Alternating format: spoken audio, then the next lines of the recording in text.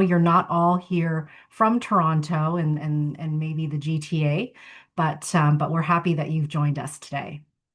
My name is Michelle Young. I am the lead of the Creative Champions Network, and I'm joining you virtually from the lands covered by Treaty 13 and the Dish with One Spoon Wampum Belt Covenant. I respectfully acknowledge the diversity of Indigenous cultures and their connections to the natural world we are privileged to share. We honor the Wendat, the Anishinaabe people, the Haudenosaunee Confederacy, and the Mississaugas of the Credit First Nation, and others who have walked this land or paddled these waters.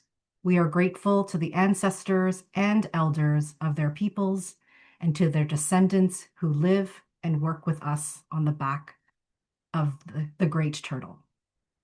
We invite you to introduce yourself in the chat so to get to know each other. In the spirit of respect, reciprocity, and learning from those who have came before us, we begin our session on building effective, inclusive, and value-aligned boards across the arts sector. As arts organizations navigate change, renewal, growth, strong board leadership is more essential than ever. We'll have an engaging discussion for about 45 minutes and then a Q&A where we will open up the floor for your questions. Please use the chat or Q&A function to ask your questions at any time. If you require technical support, please reach out to our team, Alexandra and Jeff. We also are supported today by our ASL interpreters, Rogue and Jennifer. If you require them to be pinned, please look for ASL interpreter to pin their video. And now, please join me in welcoming Anahita Azrahimi, Janis Bomberry, and Kenji Maeda for their fresh perspectives to take your board nominations and engagement to the next level. All three of them have extensive experience in leadership, serving on boards, and working collaboratively in governance. Their bios were previously shared with you via email. Please refer to them if you'd like a refresher on their backgrounds. Now, let's begin. Across the arts sector, many of us are questioning how governance structures can truly reflect the communities that we serve. So my first question to the panelists are, how can arts organizations meaningfully decolonize governance, moving beyond symbolic gestures to embed Indigenous self-determination, accountability, and transparency in board structures? Janis, I'm going to allow you to unmute and bring forward and to speak about your work at the CMA. Yeah, thank you. Nice to see everyone. So the Canadian Museums Association, we've been working on a report called Move to Action, which speaks to 30 new standards and recommendations for primarily the museum sector, but this also applies, I think, generally to the art sector as well, about how to support Indigenous self-determination, specifically at, the governance, operations, and community engagement level. And I would say we would not be able to do this work without our Indigenous Council, which is currently an advisory to our board of directors. But I would say that over the past 3 years since I've been at the Canadian Museums Association, one of the big things that they have undertaken is that the board has given them the authority to go through our current governance structure. And, how are we sort of analyzing what it is, dismantling what that looks like? Because obviously we follow typical, Robert's Rules of Order, but that doesn't necessarily align with that's very Western. It's not really aligned with Indigenous self-determination in that space.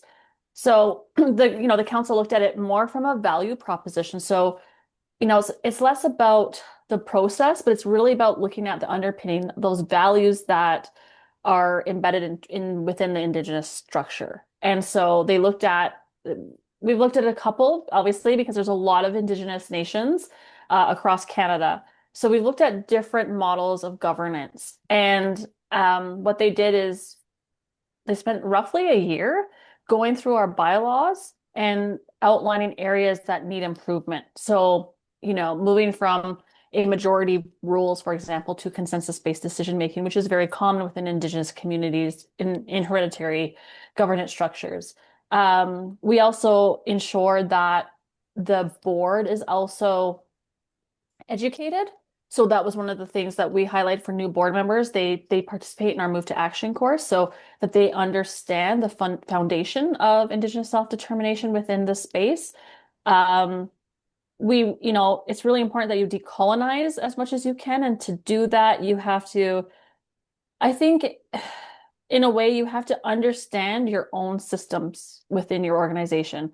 You have to analyze them yourself. So you have to really be educated on, how does your organization make decisions? Who has the authority? And then you ask those questions and you're really kind of going back and forth about like, well, how are they made? At what systemic levels? What methods are in place? And really about looking at representation. So on our board, there is a seat for an Indigenous Council member at the board. So there's this like authoritative guidance, but also sharing that authority, which is really, I think, the key pinning of this is understanding the shared authority. I would also say a commitment to humility. So I think this is something I'd like to share with everyone is that to to decolonize governance within your organization, you need and require your museum executives or your other arts executives and board members, they have to, who do this leadership, they have to be educated on Indigenous matters while recognizing their limits of their contribution. So, it's important that they guide, you guide your staff and your board, but you also are open to humility and openness, and that what you don't know, you say you don't know, and don't try to speak for other people. So I think that's really, really important. And I think in this case, leadership's not about taking charge, but rather setting examples of how to make space for those in authority and lean on experience of Indigenous people within the governance structures. That's so great. I love how you brought forward that it's really about understanding who you are and what Yep, your organization brings forward, and that adapting governance structures and processes to the needs of the organization. I think one of the things that we spoke about between the three of us when we were planning this is that there's nowhere that says that we have to follow Robert's rules. absolutely. Kenji, Anahita, do you want to sort of bring forward any other perspectives around Janis's work around decolonizing, the boardroom, and maybe some of the work that you're doing in your own areas around this idea of, new decolonizing governance? Um, I think we're coming from a very different perspective in terms of the context of our organizations because when I joined, we only had one kind of like staff and 20 member board.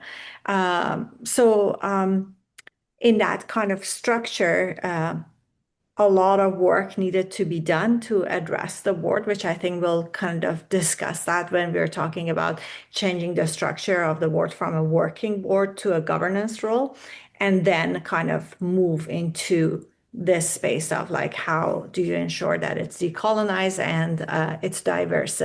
What I can say from our experience is that it's a very slow process, and I think for us, before starting with the board, we had to start from building relationship and trust with the community because the work needed to start from within. So we had to look at we showcase 400 artists. We had to look at our artist makeup to see if we have representation from every community. And that we started working from that and then working our way up to people who make the decision of the artists getting into the show, the curators, the judges, the jurors, ensuring that there's representation there too. And again, moving our way up and advisory role, and then getting to the board members. And I have to say, again, it's very slow. It's a work from within. It doesn't happen overnight. And one of my pet peeves is that when we are writing the funding applications, and the councils always ask you about the board diversity, especially in small arts organizations. It's quite a challenge, and again, it doesn't happen overnight, and you can't just snap your finger and have a diverse board just for the sake of diversity. It needs to be intentional, value aligned, and relationship based. That's really great. Thank you so much, Anahita, for bringing that forward, just around, again, centering it around like the needs of the organization, the needs of the artists that you serve, and also the needs of the community. So if we're thinking about, rethinking board models, when CCN relaunched after COVID-19, we felt that it was really an opportunity for us to reimagine the art of good governance that aligns with our rapidly changing environments. There's multiple priorities and there's a lot of complexity that we're really navigating right now. And so building upon, sort of decolonizing that boardroom, how can we rethink board models? And so I guess my question, I think I'm going to call on Kenji, is what alternative governance approaches are there? And what are they that you feel could, better serve arts organizations today? And how can we balance sort of innovation with accountability and the things and still being a part of sort of the structures that are imposed on us, but also doing things differently? Kenji. Yeah, thank you. Everything that Anahita said and Janis said is like it's all connected to all these pieces. And one of the things that I think about is that yes, there is the traditional board model, but there are different ways of engaging folks within governance and practices. And so a couple examples would be mass culture, which I think many people in this room have engaged with mass culture in one way or another. I was on the board for a number of years, and mass culture has operates in a working group model. So there are 4 or 5 working groups. Each of them have co-chairs, and one is the operations working group, which is basically the board legally, and then there's a communications working group, engagement working group, research working group, and they all work together to inform the organization from the community up, or community into the organization. And those are ways that I think just rethinking how many people have a voice in order to inform the operations of the organization is something to think about. Now, knowing that there are a lot of different pieces, we're all strapped in terms of our time, our energy, our board members are strapped for time. And so recognizing that as you add more people to the decision-making process, it takes more time and labor and energy to make it all work smoothly. So this is not to say that the ideas that we have or the practices that we're sharing or I'm sharing in this space is the idea or the one thing that you should be doing, because it all is depending on the context in which you're working in as well. One other example is that for GVPTA, my organization, one of my organizations that I work with, which is the Greater Vancouver Professional Theatre Alliance. And a number of years ago, we started the Community Council. And the Community Council was intended to build relationships with the broader theater community that with folks who typically or weren't for folks who were not interested in becoming board members for various reasons, or they didn't have the expertise to be accountable for a nonprofit organization and charity, to be fiduciarily responsible for us. And so, but we wanted to make sure that we had the voices of various people from the broader community. And so the community council was this opportunity for us to pay them for their time and expertise, to help inform some of our projects, our programs, and the way that we were operating within the organization. And certainly, one might say that they're kind of an advisory kind of structure, and sure, that's fine. In many ways, there are different languages you could use in terms of how each group and how they were kind of operating within the organization.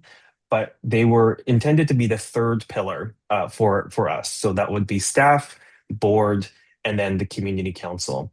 One thing that I'll just add in the complexity of this is that we had all the intentions of saying, hey, community council, we want you to tell us what you want out of our organization.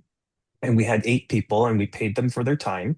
And through the first few meetings, we're like, we're giving you agency. We're giving you the opportunity to shape the organization. And we had really great conversations. But in the third meeting, we were kind of discovering that, and in conversation, that they actually wanted more direction. And so it was a really interesting time for me and my board member who were co-chairing to have a conversation about our expectations from the very beginning. And we had a expression of interest for the folks we were inviting in, and selecting them for the seats at the council. And so we thought the thing that the community has asked is to help inform the organization. So we gave them that opportunity, and then they came back to us saying, we need more direction. And so we had to tackle this tension between us around structure and also agency, which was a really interesting time. So then we kind of continued on with the conversations. It's been really great. But at this point, the community council is now kind of, not to say it's folding, but it served a particular purpose at particular time of the organization. And so the last thing I'll say about this is that I would offer that any decision that you make about your governance model, the way that you engage community to inform your organization, it can change over time, and it's totally okay. So don't expect that the thing that you're creating in order to engage and be informed is going to be the same thing 2 or 3 years from now. And just be comfortable with the gray area and the emergent needs of community and your organization. You just need to be transparent about it. And that's kind of where we are with that process right now. So I'll pass it to the other two if they have more things to say. Janis and Anahita, do you have something you want to add? Because I do have a follow-up question for Kenji, but Anahita, I'm going to throw it over to you first. Me? Yeah. Okay. Sorry, Anahita. Sure. When we were talking about like different models, again, given the background of the past 10 years, how we've transitioned from a 20 board member to where we are right now, and I've been also involved on many boards myself. And what I noticed over the past 20 years that I've been working with boards or, reporting to them is that at every board, they're like, it's 1/3 of the board or half of the board that is super engaged, committed, and do the work. And that's actually your task force. So I really love the idea of the smaller board and working committees. And we right now we have like most boards, they have 4 meetings a year, each of them 2 hours long. And the structure is like the staff is reporting to the board. And it's just like long meetings. You make decisions, but the frequency of the decision making is not, it's not quick decision making process. So kind of like breaking them into working groups that are short, meet frequently, and make quick decisions. That's been working really better for us. And we do that around special projects. Let's say if we have a fundraising project and we just bring in people who have that expertise, or right now we're organizing our 65th anniversary and we have working group for the 65th celebration, and we're just like doing quick decision making. And then this is a short period of time, a year commitment, and then it's done. And I think what's happening right now is that we're stacking too many functions in a board meeting, in a board. Like there's fundraising, there's HR, there's legal issues, there is, you name it, governance, resource development, advocacy, all of them. And then we expect that everybody who is at the table to be involved. And it's really hard to create a sense of kind of like teamwork, even. Because if you want a tight-knit team who gets things done, you need frequency of collaboration, and the board doesn't have that. And I don't think the way we're operating traditionally, the way organizations operate that are responsive, quick, agile, responding to the community with the way board structured, they don't match each other. So there's a disconnect here. So thank you, Anahita, for that additional response to Kenji's response as well, because I think one of the questions that I wanted to bring forward to follow up on that is that exactly that disconnect. How do we change board culture and organizational culture to facilitate this type of collaboration and work, as well as not necessarily giving away authority or accountability, but giving away some of its power, I'm going to use that as air quotes, to another group that who aren't, legally or on paper responsible for the organization. Are there any thoughts about that? I mean, you just said something. I'm trying to kind of like remember exactly what you said about the functions. But I think, having this kind of a hybrid model that you pay some advisors for their work, and then you have a focus group, you go to the community, you get the insight, and then you have your executive branch that is like has that kind of legal fiduciary, all that juicy stuff responsibility. And also, when you have these kind of working committees, yes, it's harder to manage them, but at the same time, it gives access to younger people to join. Because by default, when what do we need boards for? We want people who give you their time, and hopefully, most of us hope that they give also resource and money. We don't want to talk about that, but that's also true. And the minute you put that kind of restriction or parameter or criteria, you remove access from a lot of people. So there are different ways of bringing different perspectives in, and they're also part of the decision-making process, but the responsibility is not huge. So again, going back to the idea of like advisories, working group, task force, and then you have a small core that are, I mean, I think our board is kind of right now like that because we've broken from tradition. It works the way we're doing it. It is in a traditional format, but the way we are operating, it's very agile and nimble. Amazing. Janis, did you want to add anything to that? Yeah, I would say the one thing that we've done at the CMA that I think is working for us as well is we develop relational agreements. So even with the advisory committee, like the council, and as well as the other several committees we have beyond just the board, they all have relational agreements that outline their core responsibilities and then what authority they have. But it's also, like I said, it's more of the shared authority model that we're looking at. So I think it's important to have those. So, you can have official terms of reference, but then we feel like the relational agreement, everyone signs it on the committee. So there's this way of holding people accountable as well. Amazing. Thank you. That's I love it. Relationship agreements. I think one of the things that is popping into my mind right now, just around having task force and advisory councils, and I think even at the core, of course, it's about engaging people, more people into your organization.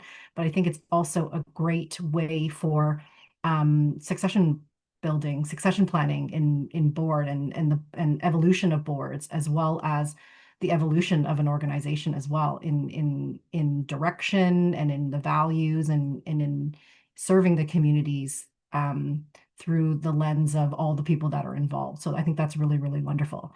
And I think this segues really well into my next question for you is around is really around, is it a working board or is it a governing board? And what does that actually mean in arts and culture?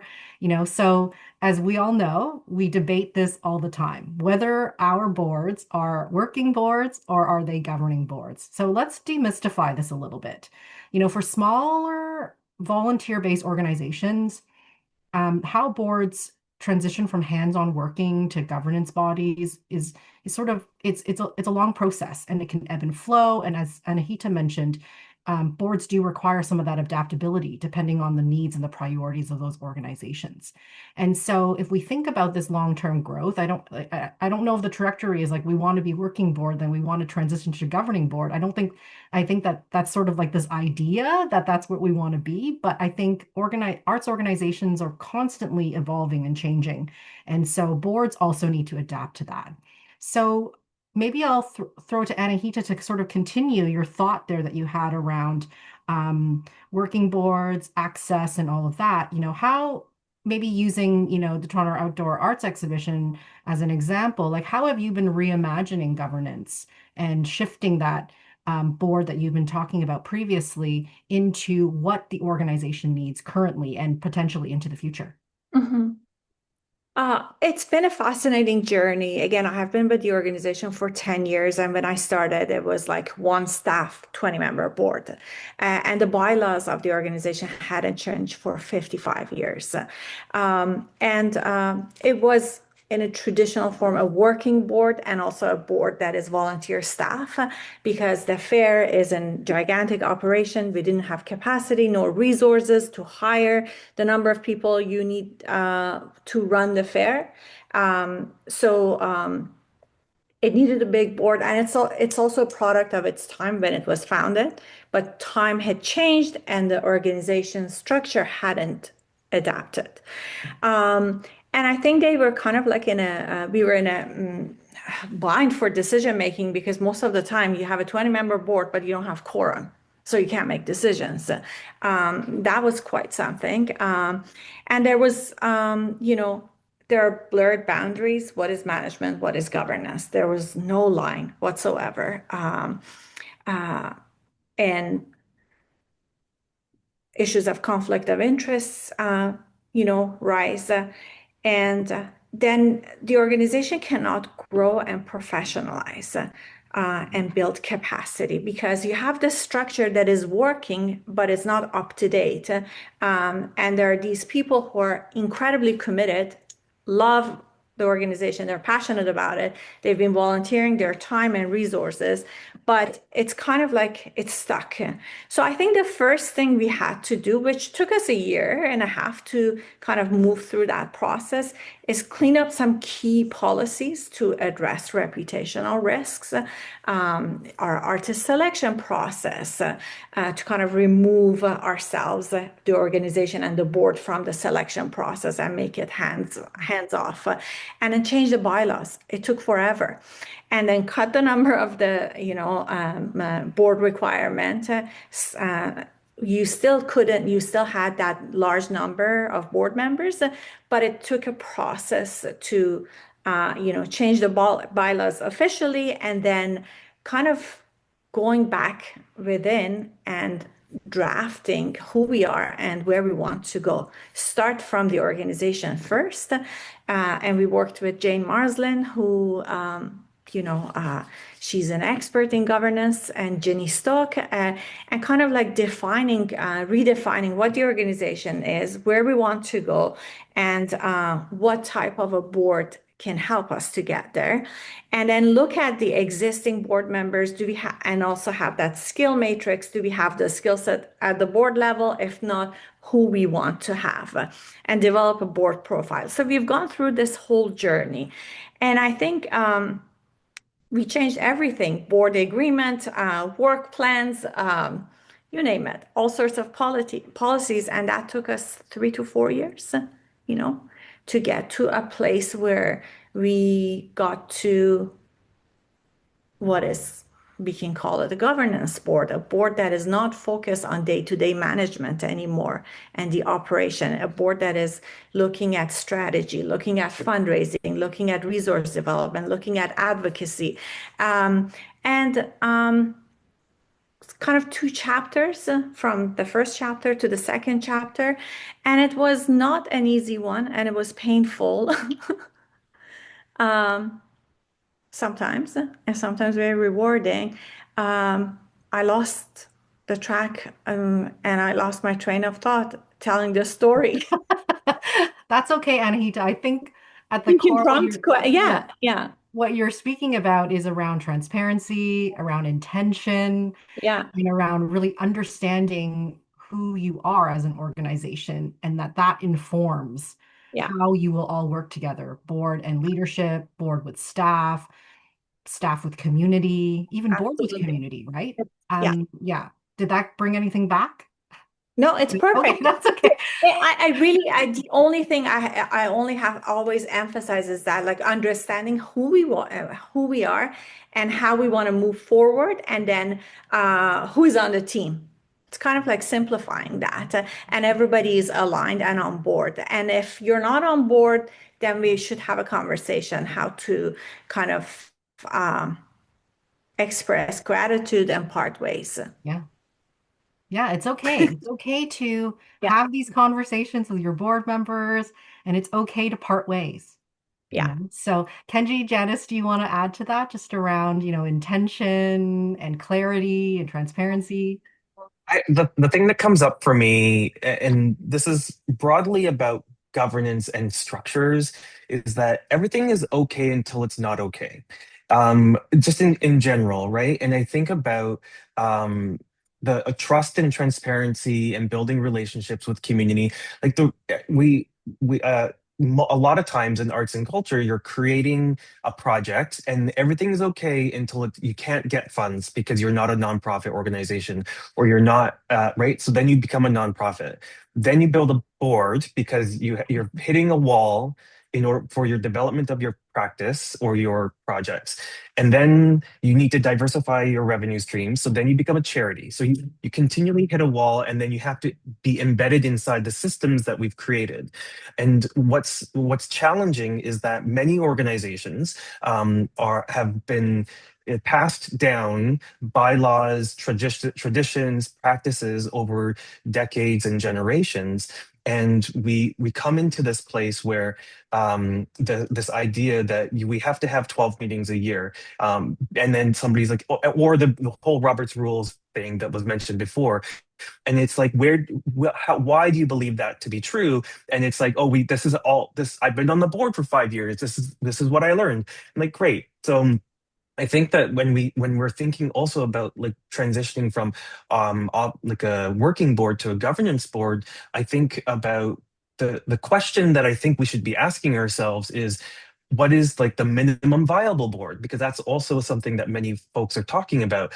You don't actually need 12 board members or 10 board members. Often it's like 3 board members is the minimum in most provinces and territories under those regulations. So what would it look like for your organization to have only 3 board members and only met 3 times a year or 4 times a year, whatever the minimum is?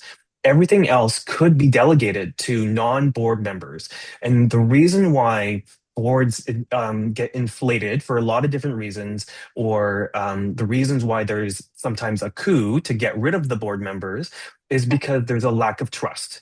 And trust has been lost. And they're like, we don't trust you to make the decisions.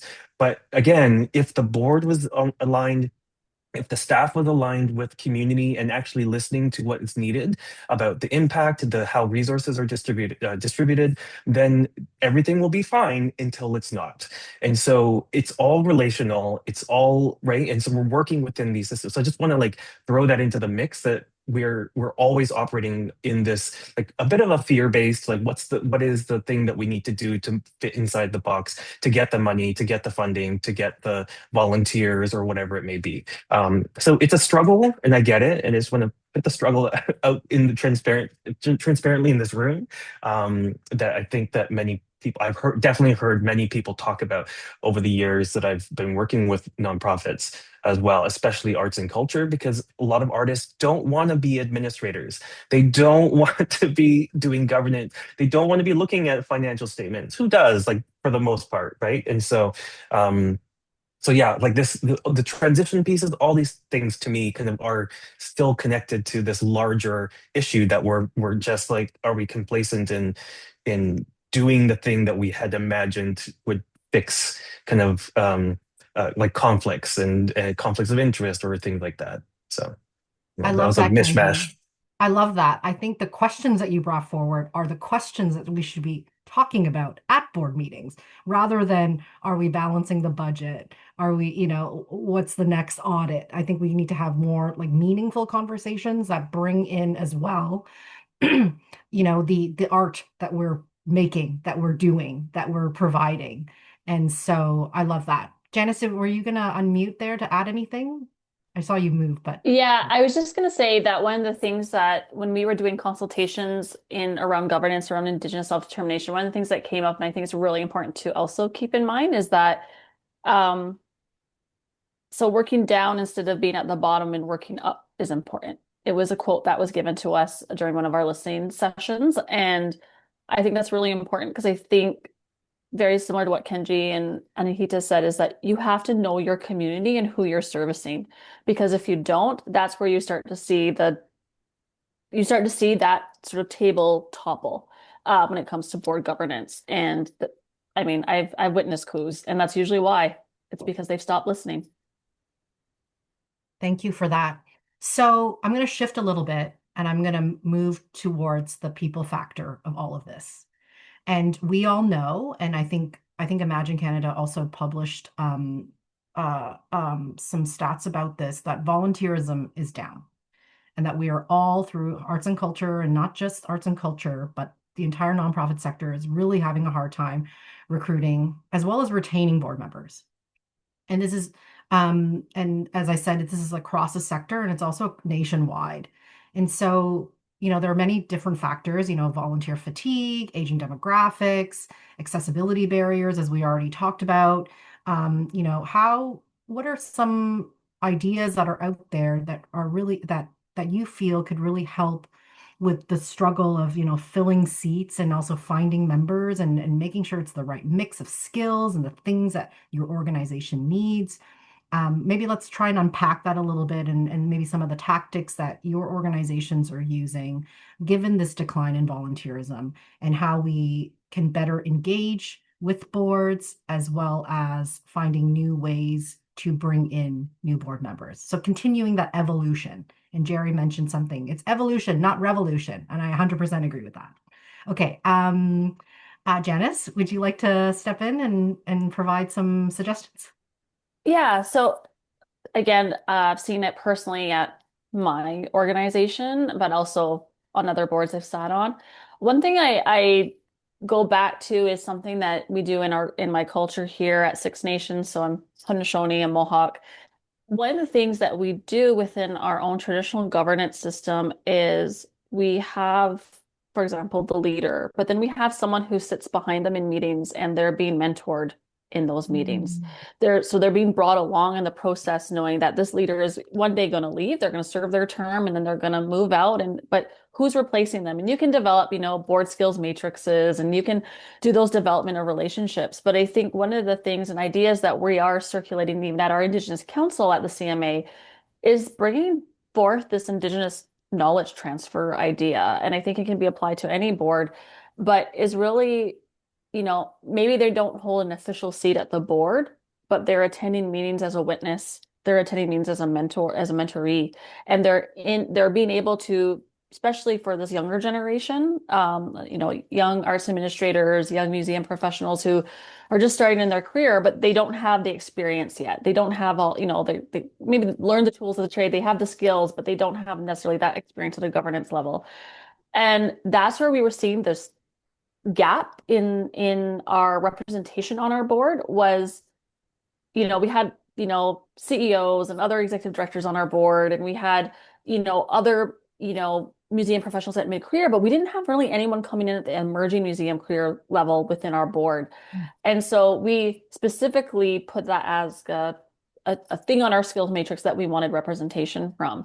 Thankfully, we were able to do that again through relationship building. You know, we have a relationship with the Emerging Museum Professionals of Canada. We were able to talk to them at meetings, talk to them about what it's like to be on a board, like, is anyone interested? A couple of them came into our organization through committees. So they started on a committee, they got to know the organization, they did committee work, and they're like, okay, I would be interested in sitting on the board. And then they were able to be nominated and put on our board. But the Indigenous Council is looking at it a very different way. And they're looking at this Indigenous governance model where they're going to hold a seat, they're going to pick a mentee, and they're going to come to our council meetings and start to learn how council meetings are run. And they're going to learn how to, and then that way you're building that next generation. And then the goal is that they would again do the same thing. And it's very something that we do in our culture is very like you have this opportunity, but you got to bring someone with you. You have to bring someone with you on this journey so that it's the knowledge and experience is not just staying with one person, it's being able to be guided to another generation, another, you know, the next up and coming leaders.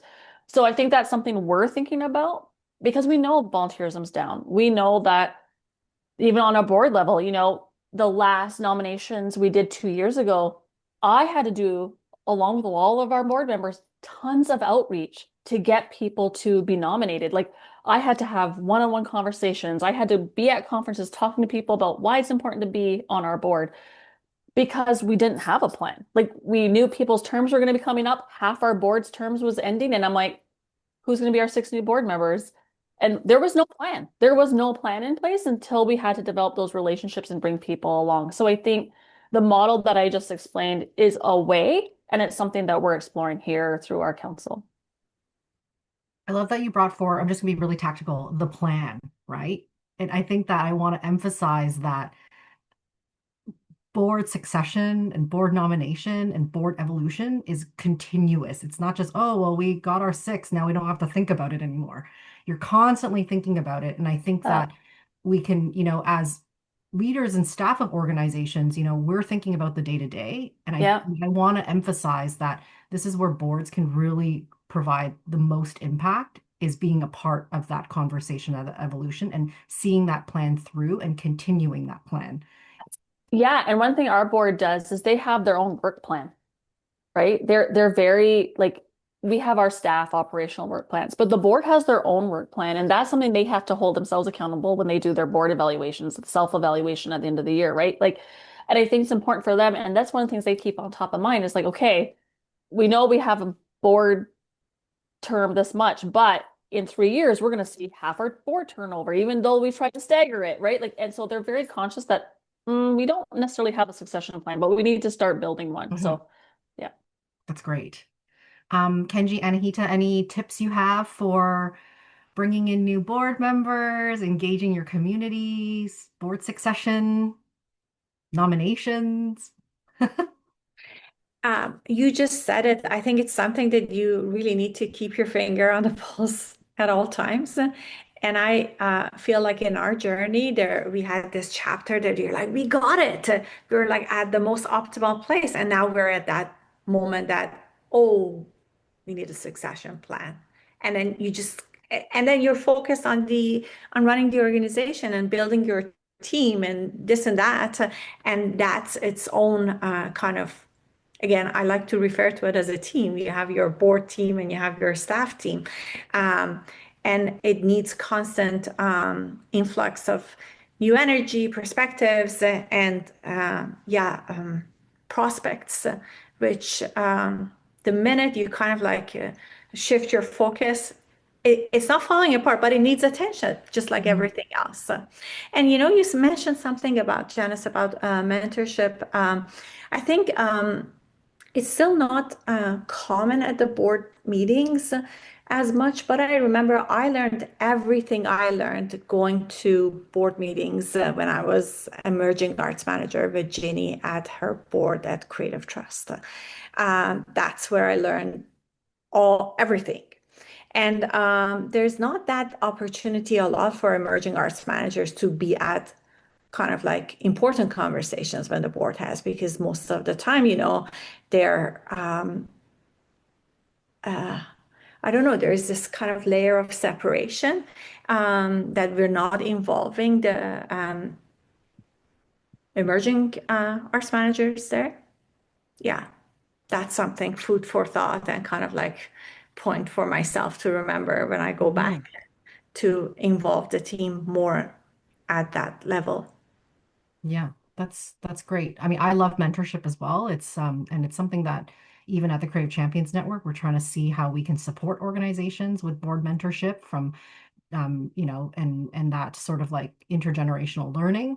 And so I'm going to definitely bring that back as well to the foundation to discuss further. But I think I want to propose one more question. I think this ties really nicely into what you were just saying, Anahita and Janis, about mentorship is as well as the cohesion is, the art of good governance is only possible when the board and the staff have cohesion and work collaboratively. So how can boards sort of cultivate that right mix of innovation, of excitement, making art and producing art and trust and accountability so that they can act as strong partners in, sort of building up our organizations as well as contributing to the larger arts ecosystem. Maybe I'm gonna ask Kenji to start with that one.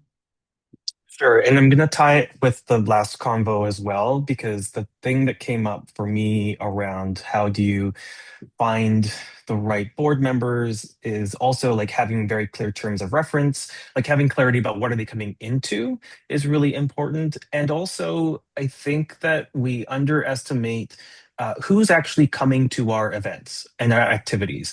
One of the board members that we just have recently brought on, she had attended our AGM for 3 years, like three very, very consistently, 3, 4 years in a row. And it's like, you are engaged, you are a lovely person, and why not? Like, why you're already in this process. And in the past, she didn't have the time to join. And so it was just kind of monitoring who's coming to those events and activities. So and it could be an audience member, it could be a patron, it could be anybody within your circles, because we all know, even when it comes to donors, sponsors, patrons, that it's easier for us to continually engage people who are already engaged or deepen those relationships than randomly finding a lawyer or an accountant or whoever else in the community with a blind phone call or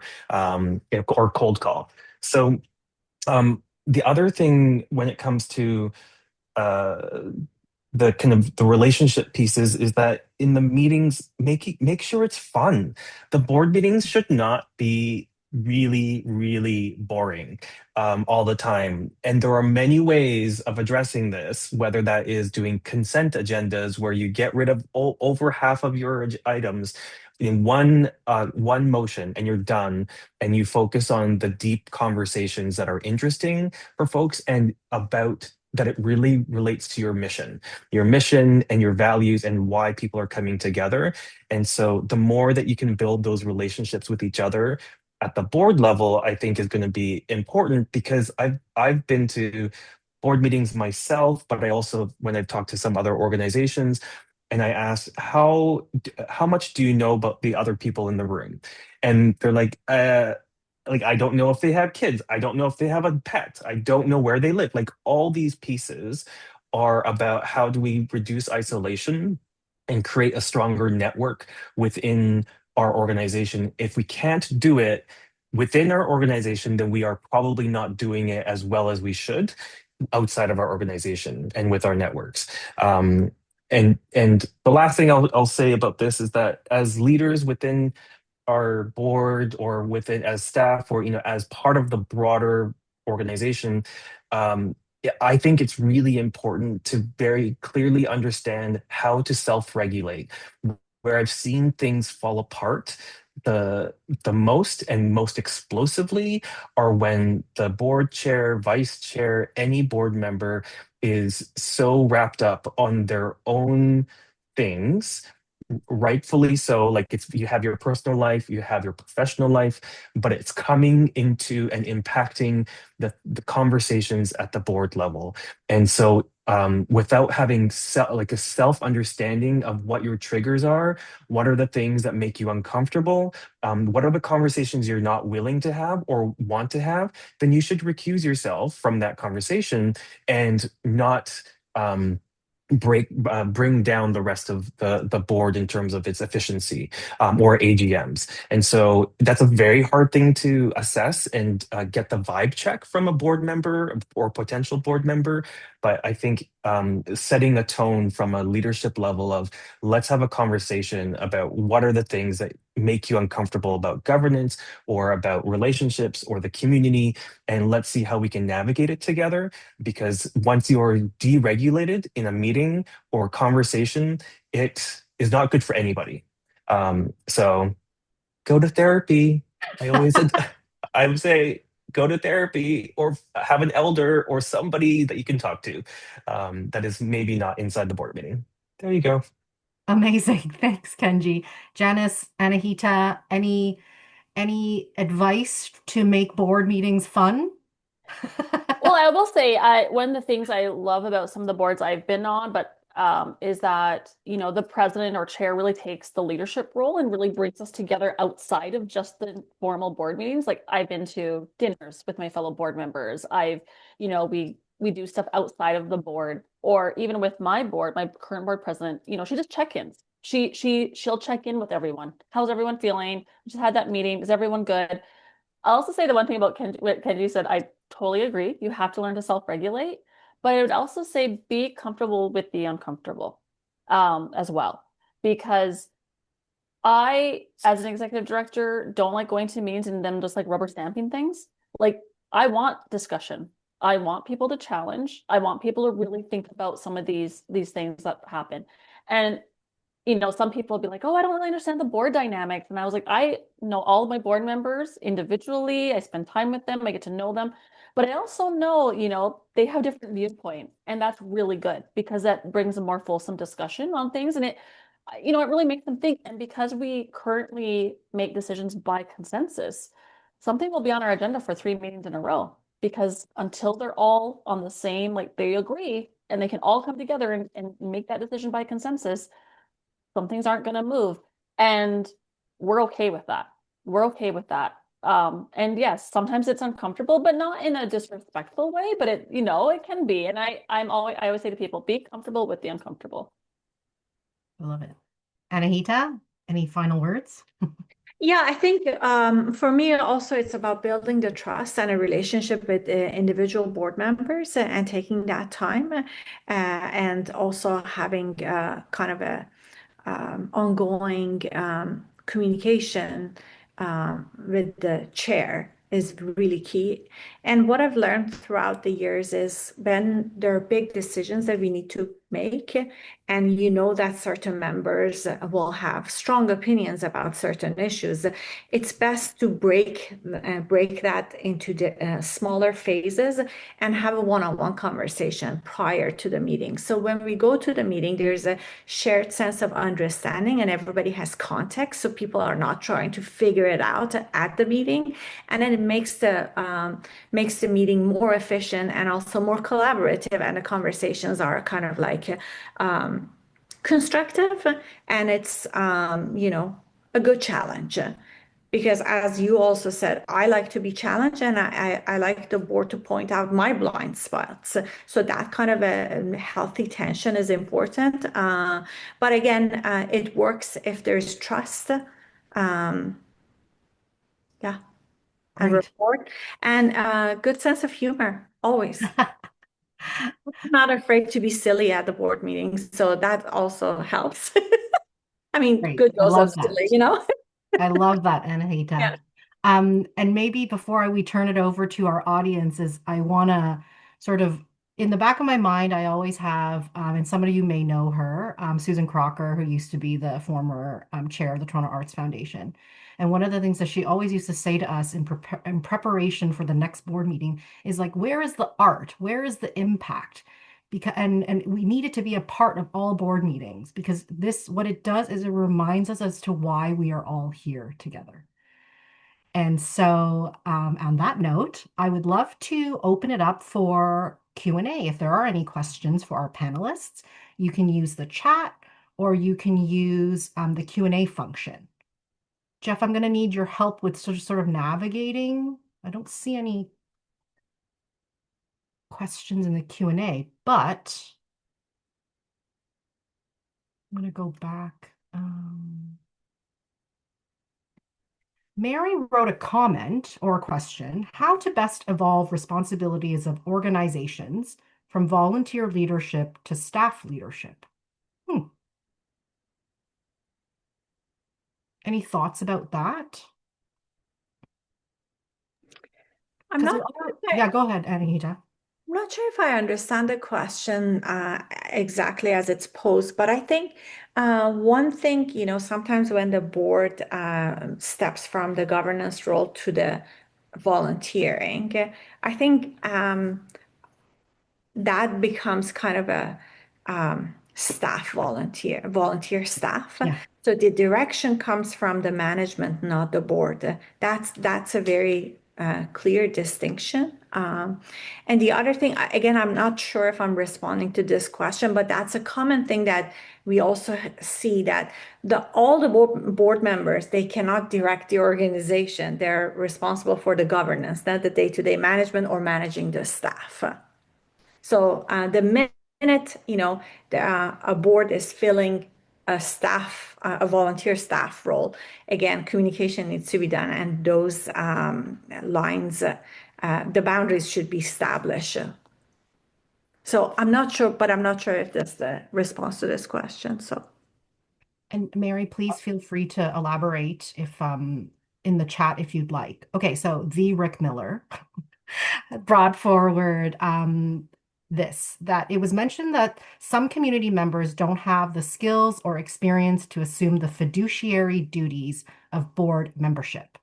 How do you work to give them the skills and experience they need to be good board members? I can start that. I think also it ties in with some of the other stuff that Anahita and Janis had mentioned earlier around mentorship. So there are two parts to this question that I think needs to be addressed. One is whether the individual is ready themselves to take the fiduciary responsibilities, and then the other is whether they feel like they have the skills to actually do the kind of reviewing of finances and all that kind of stuff. So those are two different things. If they are not ready for themselves to be liable or take the risk of being on the board, that's like on them, and maybe there's a different way to engage them. But I do think that the mentorship opportunities, the shadowing the organization in some other ways, and maybe there's other training that can be introduced, that then they can at least understand some of the language that's being used for financial statements or kind of reviewing those pieces. That's I think those are easy things to kind of navigate overall. But those are my initial thoughts. Maybe Janis or Anahita. Yeah, one of the things I would say is that when we do an intake, necessarily when we first speak to them, we ask them what level of self-assessment they feel that their comfortability is at like reviewing financial statements. That's the first one. If they say, it's really low, we highlight that right away, and then we enroll them into to training. So specifically around financial, like reviewing financial statements, what they should be looking for, questions they should be asking. And we do another board I sit on, we do a yearly training plan. So there's usually a couple things that we have to all mandatory take, and one of them is usually financial training. It's like a refresher for everyone. Great. Anahita, anything to add to that, or may I go to the next question? Okay, great. So another question that's come forward is from Alicia. What onboarding processes do your organizations have for new and returning board members? Any thoughts on that? I quickly will say that what we do is we do a formal onboarding. So the chair and the executive director goes through the organization. We do a full hour of just an organizational review. In that orientation, we do find out from them what areas, based off their self-assessment, are maybe they're not as strong at, Then we look at creating that. We go back to usually our nominations and governance committee, and then they'll go through and outline specific training that should be done for all board members. But every new board member is onboarded. But the overall training is for all board members. So I guess there's a little bit of a difference. So new ones are formally onboarded with the chair and the executive director. Returning board members are requested to attend all the required training as well as the new ones. Great. Maybe I'll add to that as well, is at a previous organization where I was, um, our nominations process was ongoing. So we're constantly evolving and inviting new people to join or putting out calls for people to join. And we start the onboarding process before they're even voted in, because if they're not willing to participate, then they're probably they're not going to be very good board members when they officially join. And so we tie in sort of the training and the onboarding and understanding of the organization through the nominations process, which could be from 6 months to a year. And then so by the time they arrive and they're voted in, they're ready to go and they're ready to support the organization and contribute to the organization. And they already know how to contribute to the organization. That's an approach that I've taken previously at organizations. Kenji or Anahita? Now there's lots of questions coming in. Okay, so our next question is, I am curious about how a small working board can get a good common understanding of what the organization is really working towards. What is the main impact we are trying to achieve? Any strategies or tips?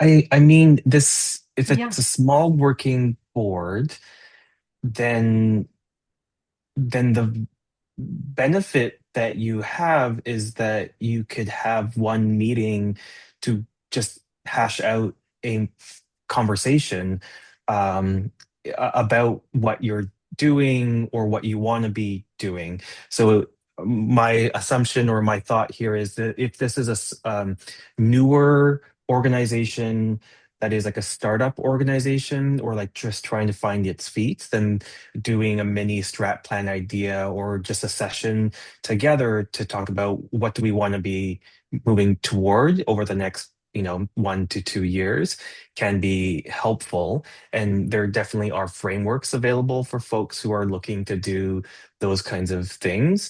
But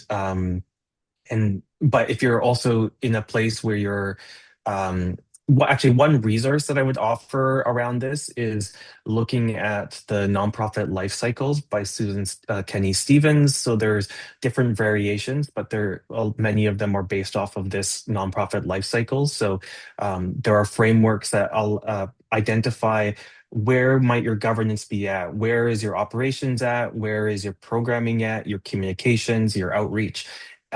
Depending on if you're at the startup phase or ideation, startup, growth, maturity, turnaround, decline, and terminal. So you can see where the evolution of your organization is based off of that framework. So that might be something interesting for some folks to kind of bounce ideas off of. That's my initial thought. I love that. And naturally, we will all go through that cycle. You can't ignore it. Like we're going to go up and then we're going to come down. And then the goal of the organization is how do we get back up, And so I love that. Thank you. Ingrid is next, right, Jeff? You said in the chat. Okay, I think I found Ingrid's question. I'm currently on a board that has many issues, way too many to describe here, but mainly a lot do not get along. What would be at least a first step that we can take? Bring someone in from outside and who exactly and how do we find them? Meaning I'm assuming she's saying that the board members don't get along. So there's not cohesion within that group. I assume that that's what that means. I'm happy to come talk to your board. as part of the Creative Champions Network. If you need that, Ingrid, it's something that I do offer to organizations who are exploring governance within their and how to evolve governance within their organizations. But Anahita, you came off unmute. Yeah, I mean, I want to say exactly what you said. I think outside consultant, outside eyes is really good for these kind of situations. And also, the same way that you would have the one-on-one with your team members, it's the one-on-one, the chair between the board member to address everything and to kind of like be very direct and clear, crystal clear, and kind of surface the issue and try to uh, mitigate it or address it and bring people together. But yeah, two things: one-on-one and then outside consultant works Janice, can miracles. you? Sorry, what was that, Anahita? Works great. Okay. Okay, next is Heather. I like the idea of working groups, possibly younger, with a more focused skill set, feeding up to the board. Can you re-comment on how to achieve a sound governance overview, including HR, finance, all the yucky bits? They're not yucky, they're great in this model. Kenji, would you like to answer that? No? It's not burning for me, but um, Janice? does do you have Any one, thoughts on Janice? that? Anyone? Um, so, as long as there's like again, a terms of reference around that working group, and what they're focused on, they're always knowing that their recommendation is going up to the board. Now, the board may accept the recommendation or they may decline it.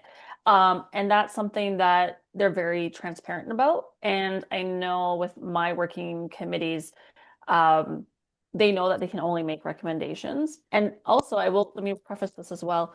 Depending on the committee, there's also a staff member assigned to this committee. So the staff member is also there as a support person, and they're also able to answer specific questions that this committee has. So at all of my working committees, I have a staff person assigned. So if it's engagement, I send my manager of engagement. If it's around finance and HR, it's my finance person. If it's advocacy, it's my advocacy manager, right? Like those are the people that they're there. They do, they make sure the minutes are done. They make sure that any resources that they need to, as a committee, need to reference, they're able to provide that. But they're there as a staff person to provide that as well. A board member representative is on every working committee. The ED and the chair is also ex officio.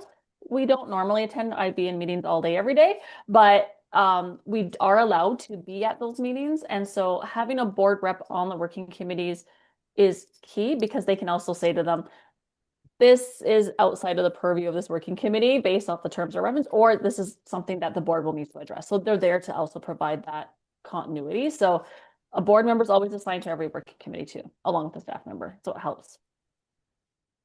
I love that, Janice. Thank you so much for that.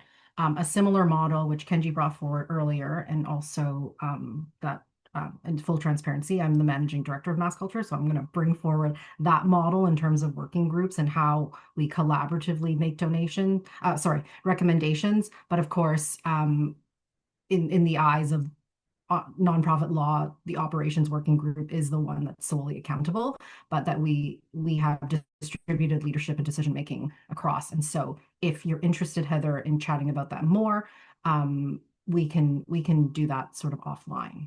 Any other comments about that? Otherwise, I'll go to one more question. I think there's lots of questions. Don't be worried if I haven't gotten to your question. What I will do is I'm going to take all these questions and I'm going to synthesize sort of our conversation today and prepare notes and to share back with everyone on their questions as an additional resource. So our final question, let me scroll back up. Oh, Jeff, I lost it. Oh, here. It's from Boyd. Let me just read this quickly. Is what you are saying, each of you saying, change the skill set requirements for board members going forward? Okay, so sorry, I'm having trouble reading this question, but not your fault, Boyd. So in what we're presenting forward today, I think what Boyd is asking, does this change the skill set required for board members going forward? Are these base level um, understanding, are there base level understanding that is part of the recruitment process?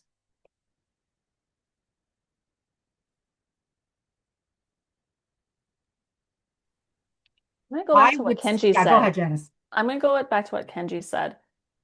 You have to be very clear, and everyone needs to have that understanding of what your mandated mission is at the end of the day.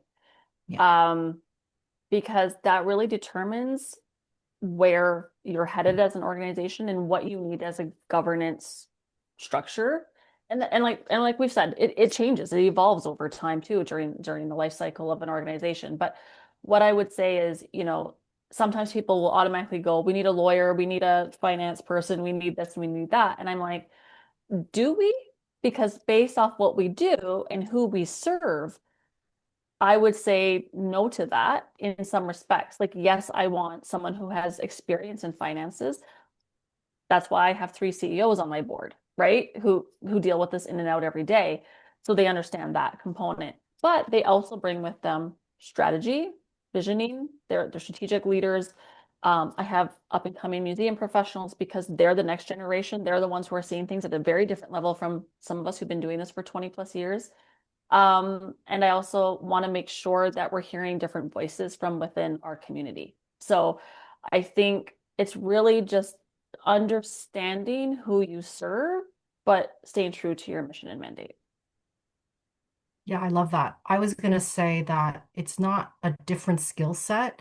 It's how we all work differently together and asking the right questions and engaging in different ways to advance the organization and like to unearth like all our superpowers because we all have superpowers. Final thoughts, Anahita, Kenji? And the goal is to have the diversity of voices and experiences in the room. So it's not that you're bringing in a very green new board member with no experience, but if you combine that with like lived experience about the arts practice or working within the sector along with other folks who have the governance experience, then hopefully there is a cohesion there that then builds everybody in some way, because we all know different ideas and diversity of thought is really helpful to question things when they need to be questioned. I'm going to throw I threw in a nonprofit lifecycle link in the chat. I'm going to throw in two more links for folks if they're interested. One is an article from the Philanthropist Journal, which looks at conflict of interest and in the perspective of an Indigenous person, because it focuses on the idea of conflict of interest came at a particular time and for a particular purpose. But when we're working with Indigenous or racialized or other folks with a community where you're relying on their network, and the reason why you hired them or brought them into the organization is because of their network. And then once they're in your system, in your organization, you say, oh, now the network that we benefited from is actually a conflict of interest. So it's just questioning the system that we're in. So I encourage folks to read that as one perspective of a reflection. And then the other one that I'm going to put in is a toolkit that's specifically for EDI committees, and it's a getting started guide from the University of British Columbia. But I would frame it, I've offered this to a number of organizations to look at it around intentional building of committees and intentional building of people that are there for a particular purpose. So in this toolkit, there are questions around why are you bringing them together? What is the outcome? Like all these really important questions from an equity lens that can translate into some board structures or committee structures as well. So I'll put that in the chat as well. Amazing. Thank you so much, Kenji. And Lance and Jesse and Angela and Rick, I see all your questions and I will bring all these questions forward and I will respond to them and share out with everybody as an additional resource for everyone. And Rick, happy to chat with you about staging a board coup. I love it. Thank you so much for joining us today. This session is part of our new CCN Exchange, a dynamic, self-guided board development initiative designed to recognize and equip arts board members, volunteers, and arts leaders with the knowledge, skills, and networks needed to serve arts and cultural organizations with confidence and creativity and strengthen their roles as champions for the arts. By participating today, you've earned a credit towards your first CCN badge. For more information about the CCNX, please visit our website. Thank you to our panelists, Anahita, Janis, and Kenji. Thank you to our CCN team behind the scenes. You can't see their faces today. And also to our ASL interpreters. What's next? Join us on January 27th for how boards can effectively engage in strategic planning. This will be a high-impact workshop designed for board members and senior staff who want to make strategic planning a living, meaningful, and results-driven process. Be well, enjoy the holiday season ahead, and see you in the new year. Thank you.